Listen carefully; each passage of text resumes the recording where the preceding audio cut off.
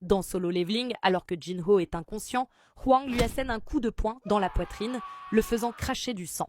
En commentant sa résistance, un homme à lunettes suppose qu'il est vraiment un tank, affirmant que n'importe quel humain normal serait déjà mort. Incapable de comprendre pourquoi ce type naïf est aussi têtu, Hwang admet que c'est admirable, mais que cela ne lui vaudra pas le pardon. Il écrase la tête de Jinho contre une poutre en acier avant de se rapprocher suffisamment pour presque l'embrasser. Il lui murmure qu'il ne va pas le tuer, expliquant qu'un soigneur talentueux derrière lui est prêt à le guérir à chaque fois qu'il sera au seuil de la mort. En d'autres termes, tant qu'il ne dira pas ce qu'ils veulent entendre, il sera torturé sans fin. De plus, l'usine dans laquelle il se trouve est fermée depuis plus de 5 ans, donc personne ne viendra le sauver, peu importe à quel point il crie. Lorsqu'on lui demande s'il ne veut pas parler un peu, Jinho murmure quelque chose. Hwang se penche pour mieux entendre et Jinho, levant un doigt, lui dit « Va te faire foutre ». Furieux, Hwang écrase à nouveau sa tête contre la poutre. Un de ses hommes lui conseille de faire attention car il ne veut pas être impliqué dans un meurtre pour de l'argent.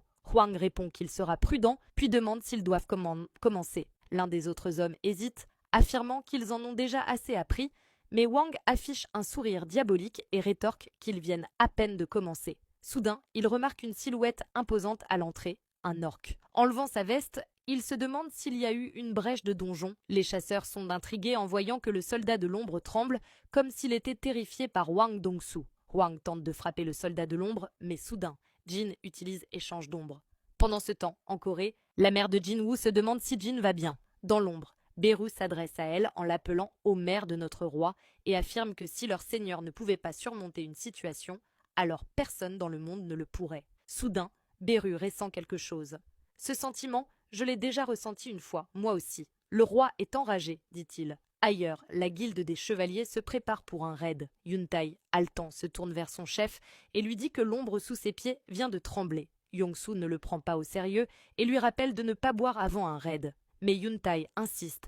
Il n'a pas bu une seule goutte aujourd'hui et il est certain que les ombres ont tremblé. Sur l'autoroute, Thomas André crie à son chauffeur d'arrêter la voiture. Après avoir compris que tout a déjà commencé, il donne un violent coup de pied à la portière et saute dehors. Il ordonne ensuite au chauffeur de le suivre aussi vite que possible. Se propulsant à travers la route, Thomas André laisse ses agents abasourdis, certains s'inquiétant du coût des dégâts matériels.